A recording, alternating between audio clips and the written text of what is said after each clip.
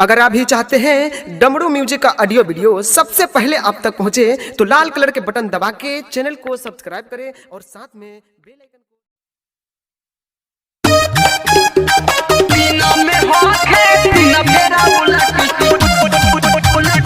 Music by Vikesh भोजपुरिया।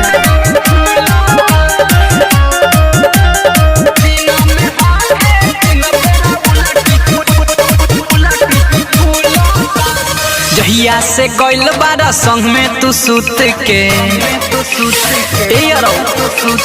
जहिया से गइल बारा संग में तू सुत के बेरी बेरी मन मोरा हुलहता हुलहता हुलहता। अरे दिन में होखे तीन फेरा उलटी धीरे धीरे पेटयार फूलता। दिन में होखे तीन बेरा उलटी धीरे धीरे पेटयार फूलता। जहिया से गहिल संगे तू सुत के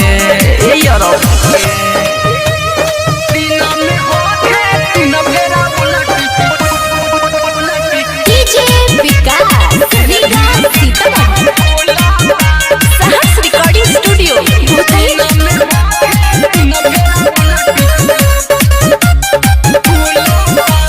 बच्चे न हमारा खायल पियल हो गइल बाटे हमर मुश्किल जियल। भइल गलतिया बड़का भारी देले बार तू तो वही में झारी। बच्चे न हमारा खायल पियल हो गइल बाटे हमर मुश्किल जियल। भइल गलतिया बड़का भारी तू तो देले बार वही में झारी। अरे फेंक देता बहरी नहीं अंदर रहे फेंक देता बहरी नहीं अंदर रहे। दूधो बरेड नहीं घुलता घुलता घुलता।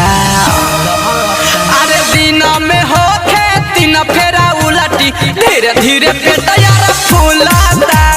दिन में होखे तीन फेरा उलटी धीरे धीरे पेटयार फूलता।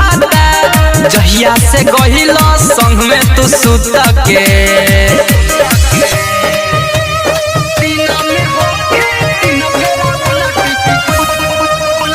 डीजे विकास विकास सीतामढ़ी।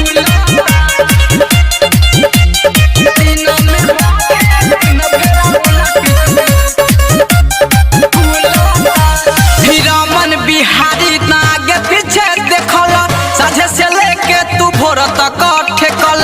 कहोई हमर उपाय लगा दो राजू रविंद्र से दवाई मांगा दो।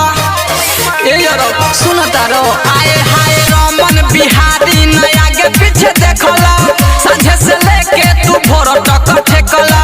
कहोई हमर उपाय लगा दो राजू रविंद्र से दवाई मांगा दो। आज देहिया तो रहे बड़ी हमर टाइट देहिया तो रहे बड़ी हमर टाइट। दोनों जो बनयब झूलता झूलता झूलता।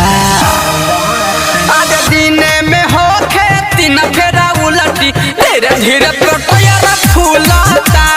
दिन में होखे तीन फेरा उलटी धीरे धीरे पेटयार फूलता।